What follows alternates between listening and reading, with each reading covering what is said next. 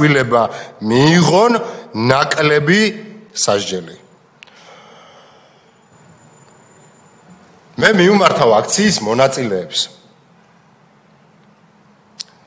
და პირდაპირ ვიტყვი არ მეშინია არც რომელიღაც ტელეკომპანიებისგან გაშავების ან რაღაცის, იმიტომ რომ ცხოვრებაში არაფერი ცუდი არ გამიკეთებია და ვერაფერს ვერ იპოვი ჩემი ცხოვრებიდან ისეც, რაზეც შეგიძლიათ გამაშავოთ. აქციაზე დგეხართ, ეს ჩემი აზრი არის და მე ამ აზრს ვაფიქსირებ ხმამაღლა.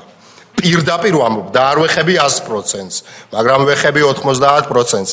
ქალს არ გავს და კაცი კაცს არ გავს, ვინც გახართ აქციაზე. ეს არის ჩემი პირადი აზრი და მე ვფიქრობ ამას ასე. ეს იცოდეთ ჩემგან.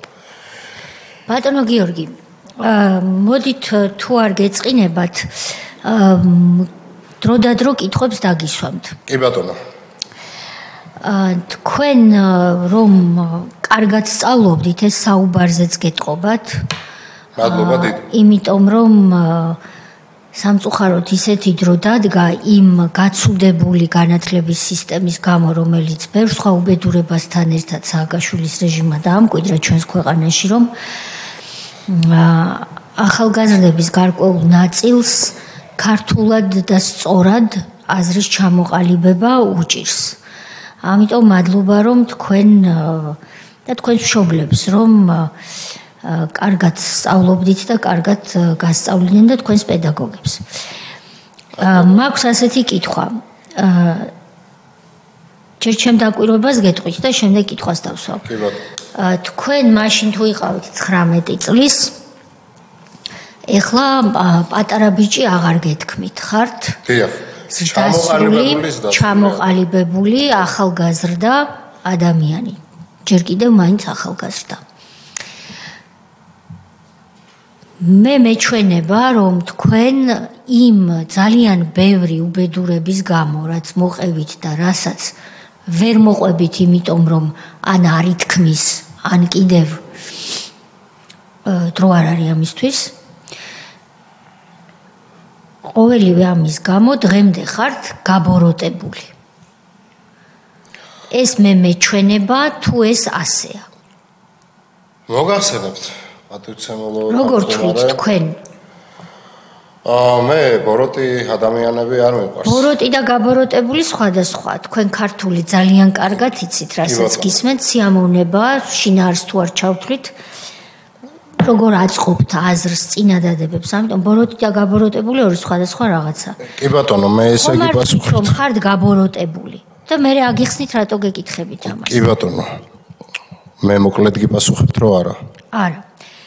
თუ არა ეს ძალიან კარგი ამბავია და რატო? ნახეთ თქვენ ბევრჯერ თქვით რომ ჩვენ ბევრნი ვართ, რომ ისინი ვეღარ დაბრუნდებიან, რომ კოხტა კოდუას და მეგისი ქარდავას სააკაშვილის და ახალაიების ადგილი ხელისუფლებაში არ არის და ჩვენ ბევრნი ვართ. კი ჩვენ ბევრნი ვართ, მაგრამ ჩვენ რომ ეს ბრძოლა თქვენ და ჩვენ ვინც აქ ვართ და კიდევ მილიონზე მეტმა ადამიანმა მივიყვანოთ ბოლომდე ჩვენთვის წინაღობა შეიძლება აღმოჩნდეს ის რომ ვიყოთ გაბოროტებულები. ბრძოლაში ჩვენ უნდა ვიყოთ მშვიდად, წყნარად და ჩვენი ბრძოლა უნდა იყოს ქვეყნისთვის და არა იმისთვის რომ ჩვენი ძველი წყენა, ასე ვთქვათ, რაღაცნაირად ჯავრი ვიყაროთ.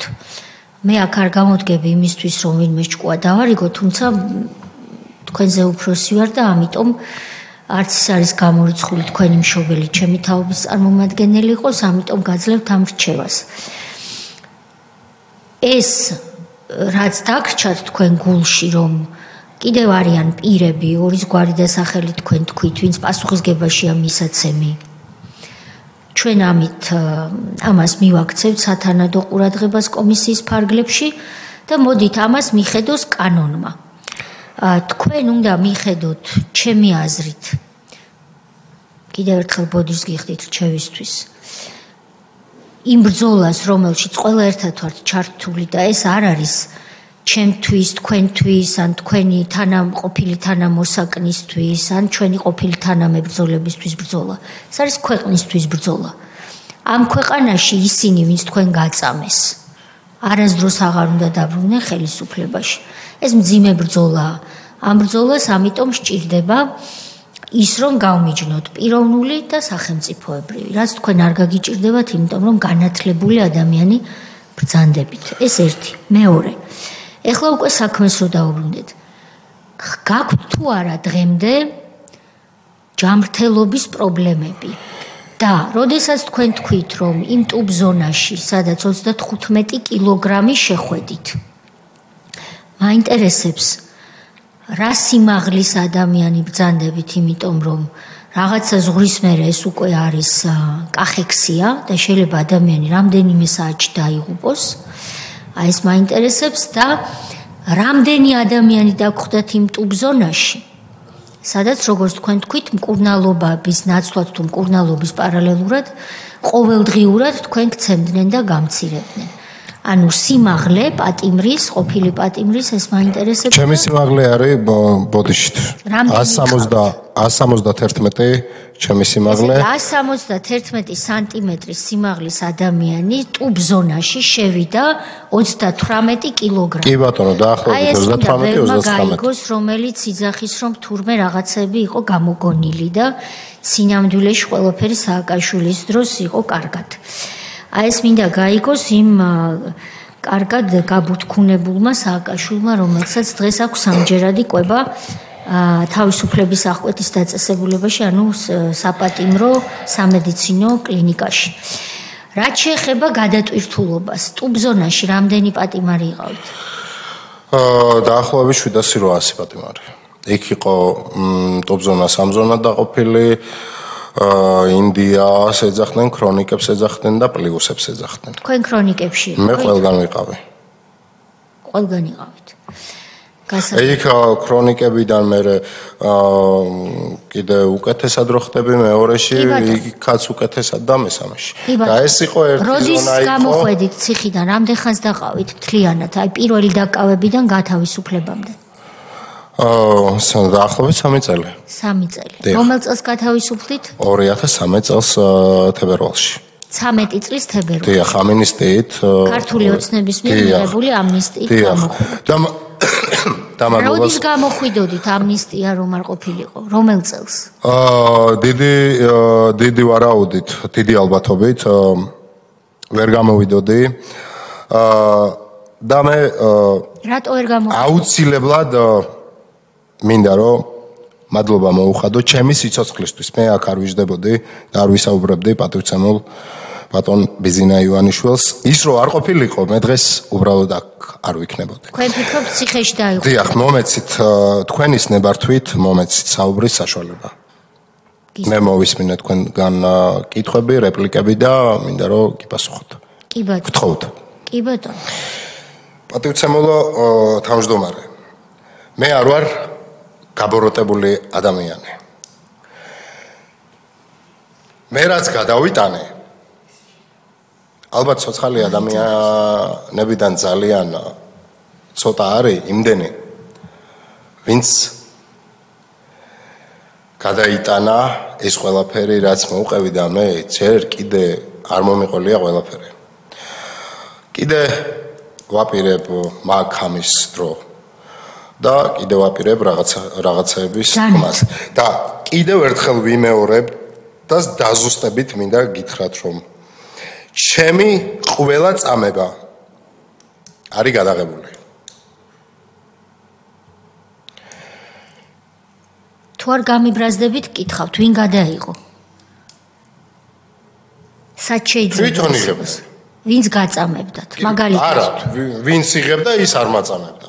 ნუ მონაწილეობდა წამებაში, ამ ფორმით. მე მაწამებდნენ ვიღაცა, არ ვიცი. ესეც მონაწილეობაა თავისებურად. იდგა და იღებდა.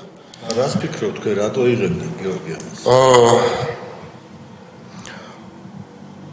ვიღაცა სიამოვნებდა ამით. შეუტანდნენ კაბინეტში და ანახებდნენ თუ როგორ აწამებდნენ ადამიანებს. მათ უნდათ ქართველი კაცის გენოციდი უნდათ. და ესეთ ხალხს უნდა დღეს მოვიდნენ ხელისუფლებაში და მე როგორც ამ ქვეყნის ერთი ჩვეულებრივი რიგითი მოქალაქე მე მზად ვარ რომ გავაკეთო ყველაფერი კანონის სრული დაცვით რომ ისინი არ მოვიდნენ ხელისუფლებაში მათ არ ქონდათ არანაირი ძალაუფლება საქართველოში და მე დღეს იმიტომ მოვედი აქ რომ მე ვიღაც კონკრეტულ ადამიანის დაჭერას არ ვითხოვ მე ჩემ პრეტენზიებს გამოუთქვამ ამ დიქტატორული ავადმყოფი ჯალათი რეჟიმის წინააღმდეგ და ეს იქნება ალბათ სასამართლო პროცესები იქაც ძალიან ბევრს უფრო დახვეწილად ვისაუბრებ და ძალიან ბევრ რაღაცაზე კიდე გავამახვილებ ყურადღებას.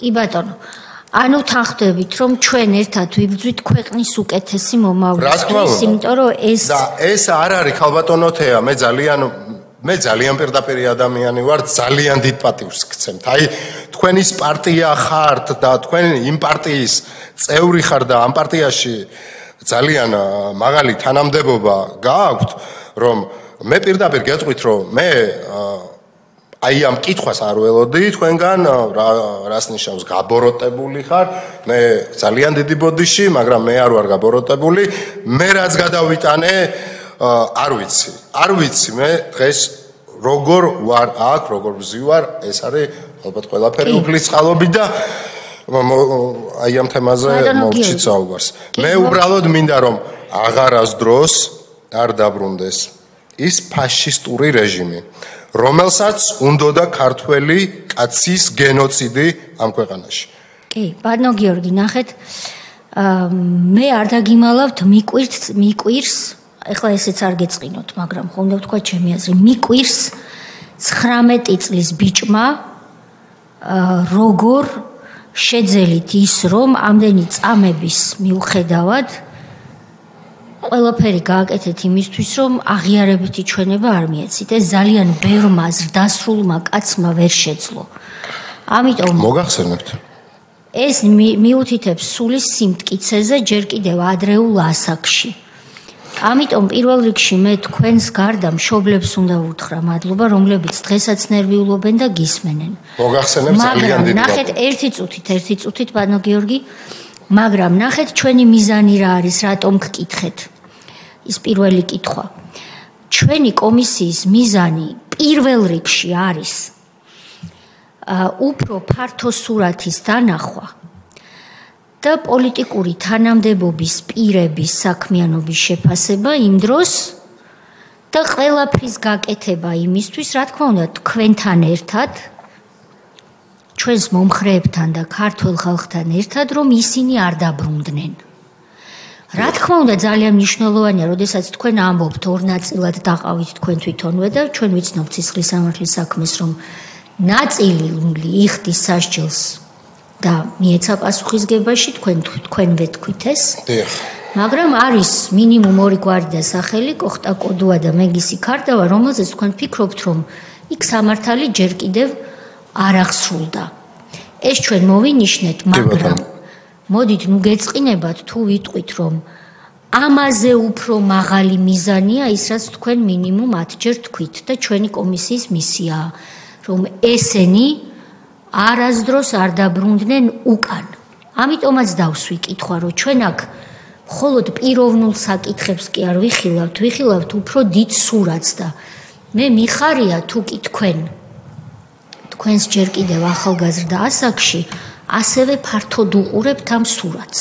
ეს იყო ჩემი კითხვის მიზანი.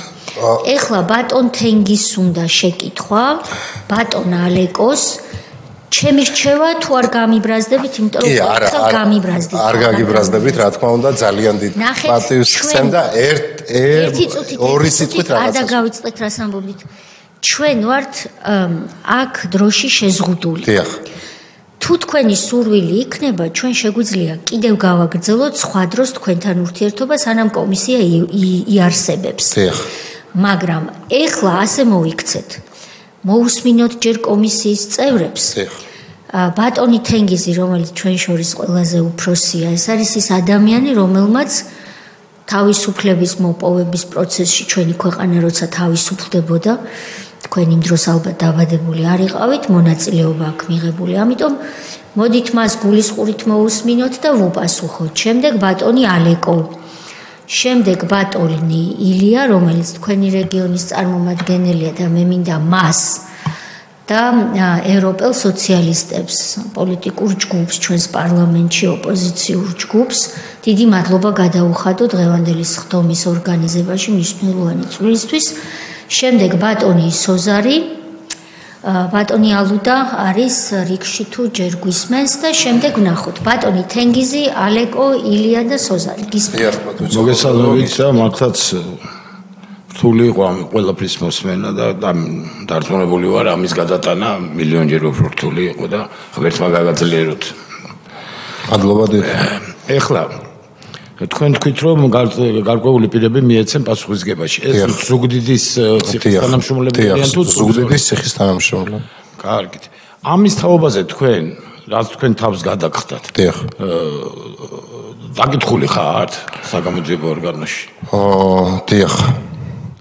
მათ შორის მეგის ხართ დაკითხული ვარ ციხის თაობებს. ხოლოდ დიახ. მეგის ხარდავასთან დაკავშირებით არა ყოფილ ხარ დაკითხული. გასაგები, აი ეს მაინტერესებს ეს დეტალი. მაგრამ როცა ციხის ამბები იყო, მე პროკურორს ეს ყველაფერი ეს სურათი დაუხატე. ეს წერილობით არსებობს. დიახ. მეგის ხარდავა და ის სამჩვენებაში ნახსენები ყავ? არა.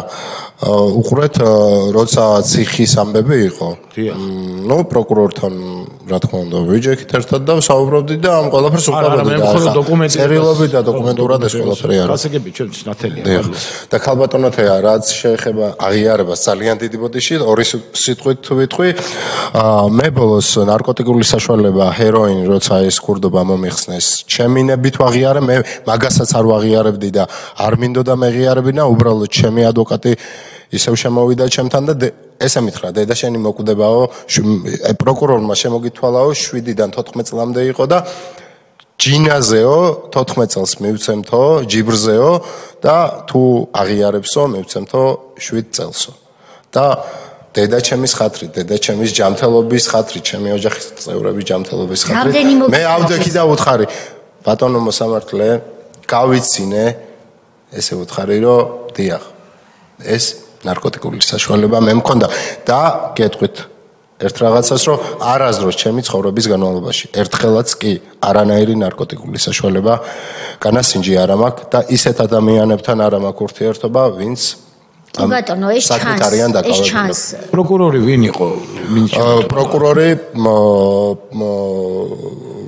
პაპავა იყო, ბერიშვილი იყო, როცა მიდიოდა ძალიან კარგი ხოთვალა რომ თუ ის პროკურორი ვინ იყო? დიახ.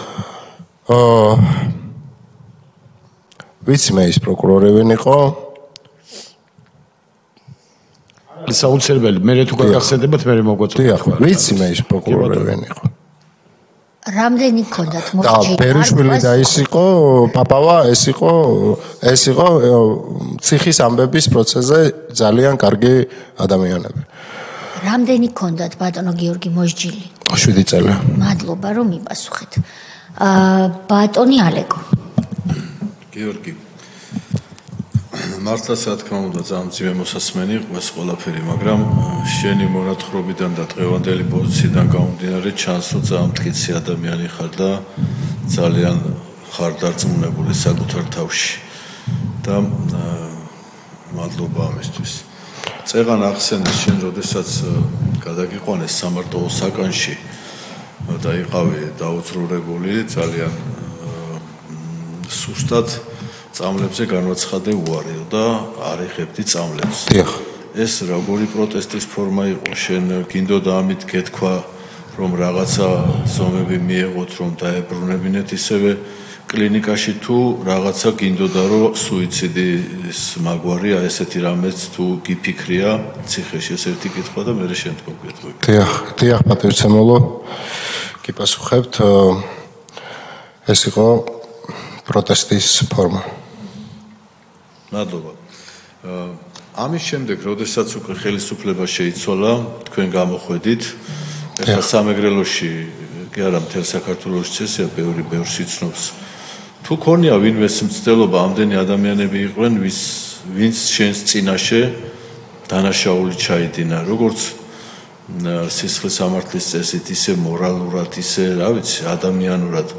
თუ კი ვინმეს ქონია მცდელობა, რომ შენთვის ბოდიში მოეხადა, იმიტომ რომ ის რაზეც შენ დაგაკავეს ქურდობის ნაწილი, თავადვე თქვით, რომ ის ადამიანი დაკავებული იყო, რომელიც მათ აღიარეს დანაშაული, აქ სადაც თქვენ ნარკოტიკული საშუალება გქონდათ. და აქ მაინტერესებს ერთი ზემოქმედება ისე ხო გადაგიყვანეს და კი. არ მეთქვია ეგ. თუ ქონია ვინმეს მცდელობა, რომ რაღაცნაირად შენთან გამოენახა ის კავშირები, რომ სინანული გამოეხატა თუნდაც თავის მიერ ჩადენილი ამ ქმედებებს. დიახ, კი პასუხებთ. არავის სინანული არ გამოუხატია, რა თქმა უნდა. არავის ერთი სიტყვაც კი არ ვთქვია, რა შეეხება ზემოქმედებას ნარკოტიკული საშუალების, მე როცა მცემდნენ და მაწამებდნენ რაღაც 2 ლიტრიან ბოთლში გახსნილი რაღაცა დამალევინე, სუდად ხარ წყალი არისო. 2 ლიტრა არ იყო ბოლომდე სავსე, ნახევარი იყო წყალი და ერთი წესი ვიცი რა. ვიცოდი ეს წესი პირდაპირ ვიტყვი, რომ იქ მე არ უნდა დამელია წყალი, ესეთი რაღაცები და ეს იყო წამების პერიოდი, ჩემნებით არ დავლია. დამაგდეს ისევ გამიხსნეს პირი და ნელ-ნელა დამალევნეს ეს წყალი. ეს იყო ოპიუმი გახსნილი ბოთლში. ძალიან ბევრი რაღაცები გამოვტოვე. ძალიან. მაგრამ მოგისაჯეს ჰეროინისთვის. ხო, მაგრამ ზემოქმედება, ხო, ის მომხმარებელი, როგორც მომხმარებელი ჰეროინისთვის, დიახ. და ეს ზემოქმედებას დამიდგინდა. გასაგებია. ერთი და იმავეზე, კი ბატონო. როგორც რომ დაედასტურებინათ, რომ თქვენ მიმდევარი იყავით, ასე ვთქვათ, მოხმარების. ბოდიში სწავლა მე გააგრძელეთ შეძლებთ თუ არა? არა, სწავლა არა, მაგრამ ძალიან ბევრს კითხულობდი. სწავლას ვერც გავაგრძელებდი, იმიტომ რომ ძალიან დიდი ხნის განმავლობაში დამჭირდა რეაბილიტაცია საკუთარი ჯანმრთელობის და დღეს მადლობა უფალს, რომ მყარად ვდგავარ, ჯანმრთელი ვარ, მაგრამ ამისთვის ძალიან როგორც ბევრი ფინანსები, ძალიან ბევრი გადავიტანე ამ ყველაფრისთვის, მაგრამ მე დღეს კარგად ვარ. მადლობა და ეხლა დასაქმებული ხართ, გააქვთ თქვენი რა ბიზნესი? დიახ, დასაქმებული ვარ.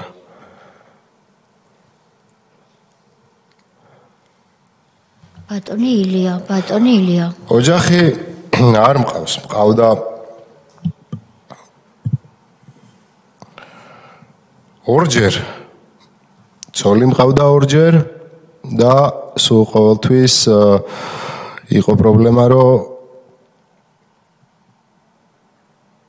ყველანაირი ჯანმრთელობა წამართვეს იმისთვის, რომ ბავშვები მიყვარს ძალიან. და რთულია და მტკივნეულია იმის თქმა, მაგრამ ბუნებრივად ჩემი შვილი ვერ მეყოლება.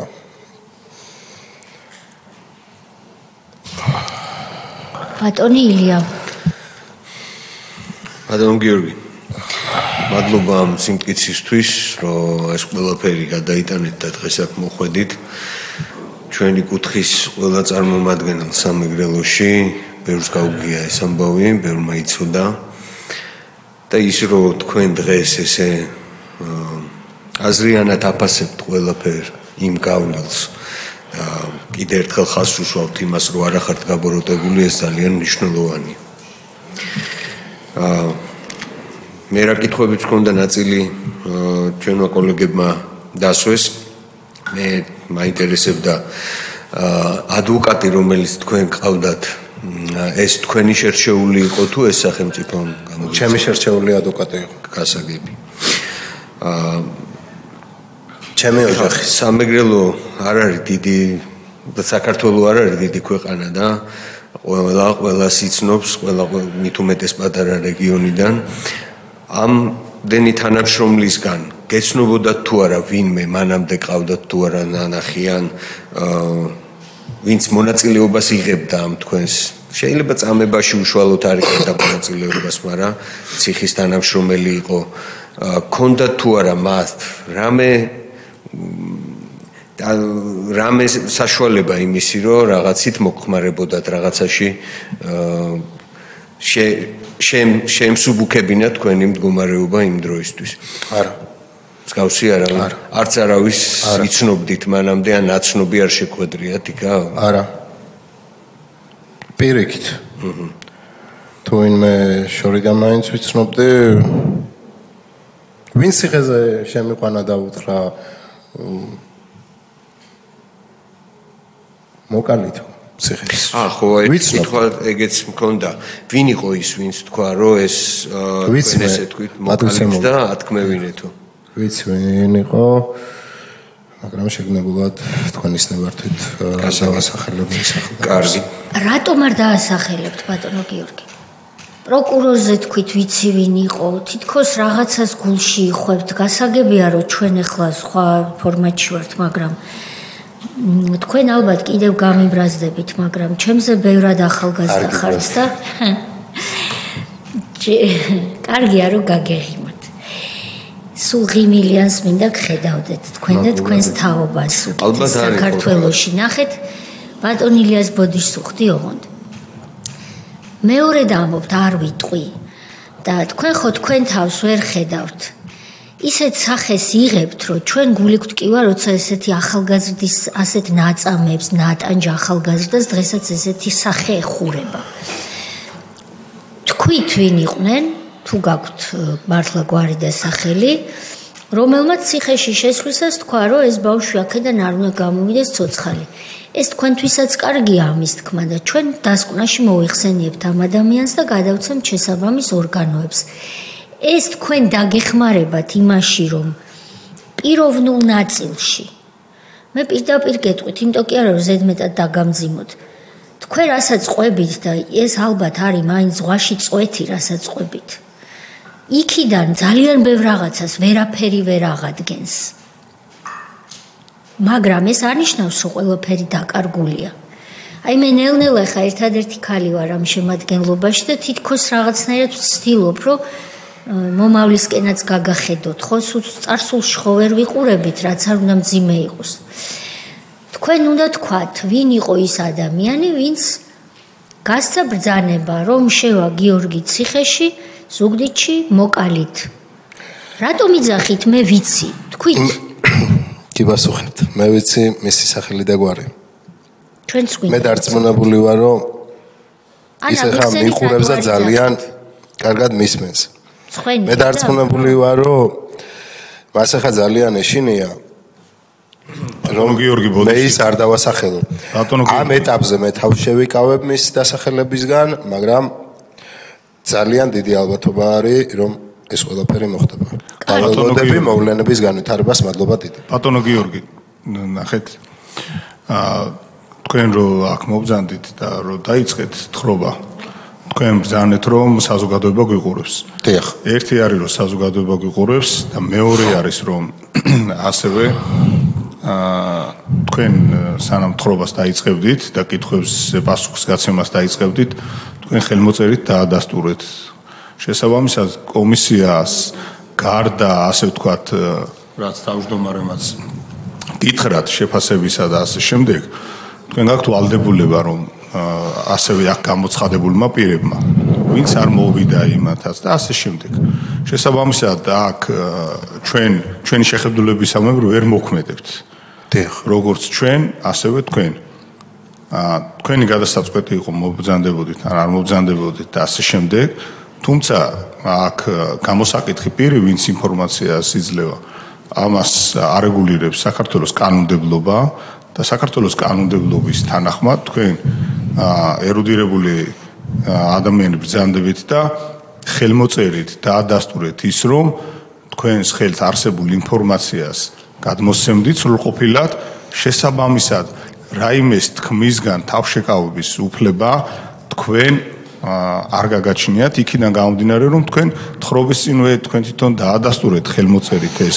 შესაბამისად არასწორი ჩვენების მიცემა, განზრახ არასწორი ჩვენების მიცემა, თავშეკავება, ამიტომ ეს სწორედ მინდა რომ გაიგოთ. ნახეთ, თქვენ ვიზეთ ბრძანებთ, ესე ყველა იტყვის, რომ რაღაც ნაწილს ანუ ძალიან დიდი ბოდიში, მაგრამ ისეთი აქმა არ უნდა დავტოვოთ, რომ აქ ადამიანი მოვა, რასაც უნდა იმას იტყვის, ან არ იტყვის და ამით დამთავრდება. ძალიან დიდი ბოდიში, მაგრამ კიდევ ერთხელ მომიტევეთ, მაგრამ ყველას გასაგონად მინდა ვთქვა.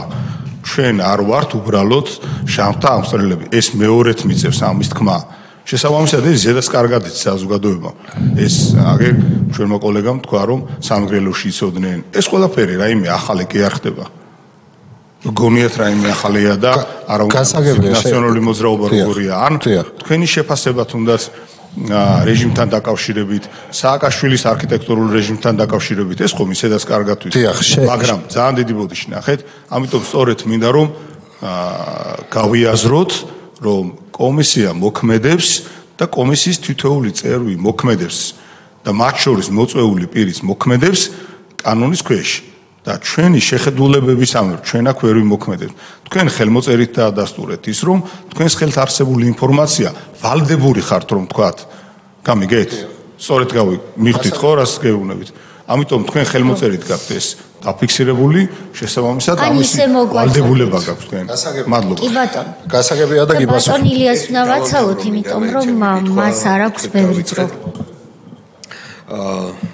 2012 წლის მერე, როდესაც გამოხვედით, ყოფილა თუ არა თქვენს მიმართ რამე ზეწოლა ვინმესგან, ან თუნდაც ეს ფაქტი ხა, რომ გვარს არ იძახით და პიროვნებას არ ასახელებთ, ხო არ არის დაკავშირებული იმასთან, რომ თქვენზე რამე ზეწოლაა, ირიბად ან პირდაპირ, ან ვინმე თქვენს ოჯახის წევრზე ხო არ არის მსგავსი.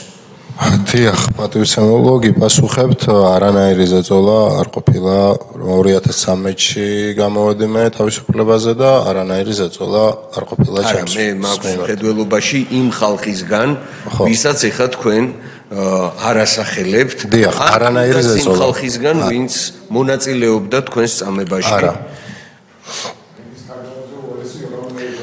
არა, მართლა არანაირი ზეწოლა არ ყოფილა არავისგან აბსოლუტურად. მე ვერავის ვერ დავამატებ. რაც არ იყო. არ არის ეს. არა, არანაირი ზეწოლა. თქვენი პროფესია რა არის? რა გაქვთ? ჩემი პროფესია ვინ მომცა იმის საშუალება მე რომ მესწავლა. მაგრამ მე მინდოდა მესწავლა რაღაც, მაგრამ რაღაცები მაინც მოვახერხე, თვითონ გავაკეთე, ძალიან ბევრი ვიკითხე და ვარ ისეთი, როგორიც ვარ დღეს.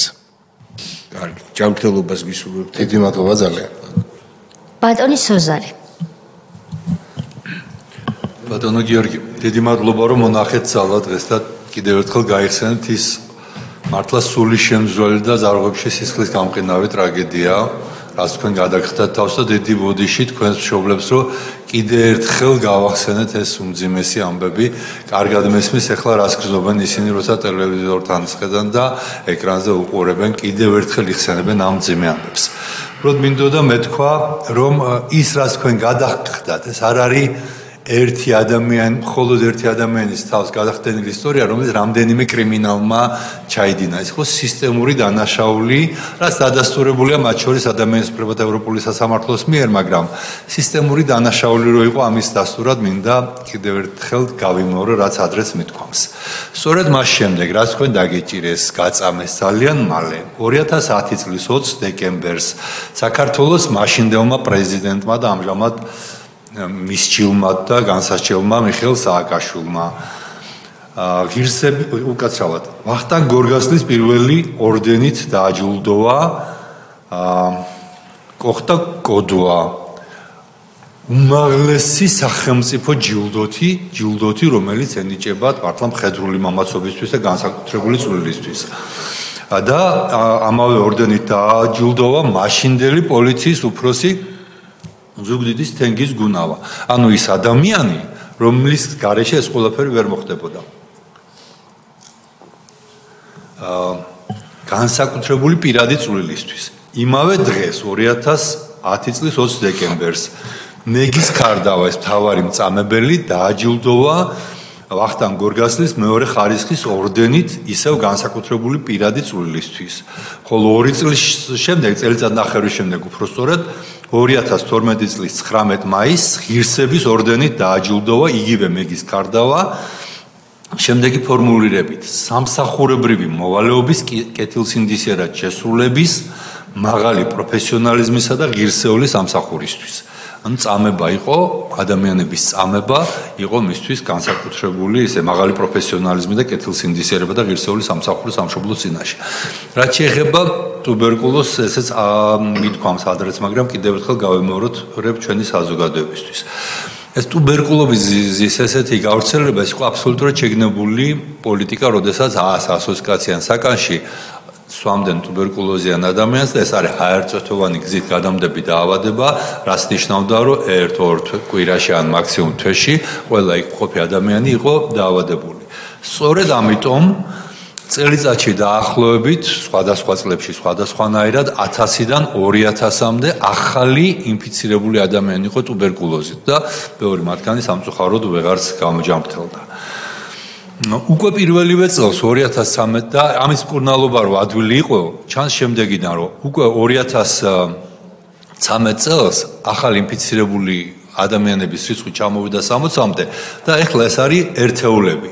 და იმ ტუბზონის გამო, რომელსაც თქვენ ამბობდით, იქ აშენდა დაახლოებით 500 ოთახიანი საკნიანი ახალი დაწესებულება, რომელიც მაშინ მე გავხსენი, სადაც მკურნალობდით პატიმრებს და ქალბატონმა თეატრულუკიანმა, როდესაც ის იყო იუსტიციის მინისტრი, ეს დაწესებულება დახურა. დღეს იქ ჩვეულებრივი ციხეა, იმიტომ რომ საჭიროება აღარ არიან ტუბინფიცირებულები და აღარ არის ეს დაავადება, რომელზეც არამხოლოდ საქართველოში, ევროპაშიც კი წერდნენ, რომ ევროპაში ტუბერკულოზის გავრცელების ერთ-ერთი მთავარი წყარო იყო საქართველოს და უკრაინის ციხეებიდან გამოსული ყოფილი პატიმრები, რომლებიც ხვდებოდნენ შემდეგ ევროპაში. ასეც მინდა საზოგადოება მიცოდეს და ბოლოს აი ქალბატონმა თეამ თქვენ გითხათ, რომ ხართ თუ არა გაბოროტებული და პასუხიც მივიღეთ. თქვენ არ ხართ გაბოროტებული, მაგრამ ის ადამიანები, ვინც ამ ყველაფერს ჩადიოდნენ და ვინც ამ ყველაფერს მხარს უჭერდნენ, დღესაც სოციალურ ქსელებში, მათ შორის ჟურნალისტები, სტუდენტები ამბობენ, რომ პროფესორები უნივერსიტეტების რაც საოცრება, ამბობენ, რომ კი, დანაშაული ხდებოდა, აი ამ კომისიას რო უსმენენ, რასაც აქამდე უარყოფდნენ, დღეს უკვე ვეღარ უარყოფენ და აღიარებენ, მაგრამ კი, დანაშაული ხდებოდა, მაგრამ სახელმწიფო შენდებოდა და სახელმწიფოს კაცი ხელი სჭირდება. თქვენი წამება თურმე სახელმწიფოს მშენებლობას სჭირდებოდა. და ამბობენ იმასაც, რომ დიახ, ჩვენ რომ გავიმარჯვებთ, იგივე უნდა გავიმეოროთ და ამ ადამიანებს სიცოცხლის უფლება უნდა წავართოთ ჩვენზე, ამბობენ და იმ ადამიანებზე, ვინც მათ იდეებს არ იზიარებს. ასე რომ არაფერი მათთვის არ შეცვლილა, არაფერი მათთვის არ დამთავრებულა და რა თქმა უნდა, ჩვენი საზოგადოება არასდროს არ დაუშვებთ, რომ ის რეჟიმი დაბრუნდეს ქვეყანაში. მადლობა კიდევ ერთხელ, რომ დღეს ჩვენთან ერთად ხართ. თქვენ ძალიან დიდი მადლობა ამ საშუალებისთვის. ეხლა ჩვენ აღარ დაგვრჩა ბევრი დრო, თქვენი ნებართვით და თუ გიორგი თანახმა იქნება, სანამ შემაჯამებელ სიტყვას მოგცემთ. ასე ვიტყოდი მე პირადად, რომ დღევანდელი სხდომა, ყველა იმ სხდომას შორის ჩემთვის ასეა, ყველაზე გამორჩეული იყო ცუდი გაგებით, იმიტომ რომ მოისმინო ახალგაზრდა კაცის ისტორია, რომელიც თქვენ ლაშა არქანიაზე ბევრად ახალგაზრდა ბრძანდებით, ასე მგონია. ბევრ იმ მსხვერპლზე ბევრად ახალგაზრდა ხართ, ვინც აქ გამოვიდა. თქვენ დაახლოებით გიორგი ზერეკიძის თაობა ხართ. თქვენის თაობა ხართ, რომლის განადგურებასაც შეეცადა მიხეილ სააკაშვილი, იმიტომ რომ თქვენნაირ ქართველ ახალგაზრდა ბიჭებში დაინახა მან საფრთხე. სამომავლო საფრთხე. თქვენ თქვით გენოციდი სიტყვა ახსენეთ ასეთი. ეს იყო ერთ-ერთი მთავარი მიმართულება იმ რეჟიმის, რომ ის რაც არის ქართული, ის რაც არის ტრადიციებზე დაფუძნებული, ის რაც არის ქართული, ის რაც არის ვაჟკაცური, ეს ნელ-ნელა განადგურდეს, ეს იყო მათი მიზანი და შეიქმნას ახალი ქართველი, რომელიც მათთვის მისაღები იქნებოდა და როგორიც არის ყველაფერი, დიახ, ვეთანხმები ბატონს მასოზარმა თქვა, ანტიქართველი.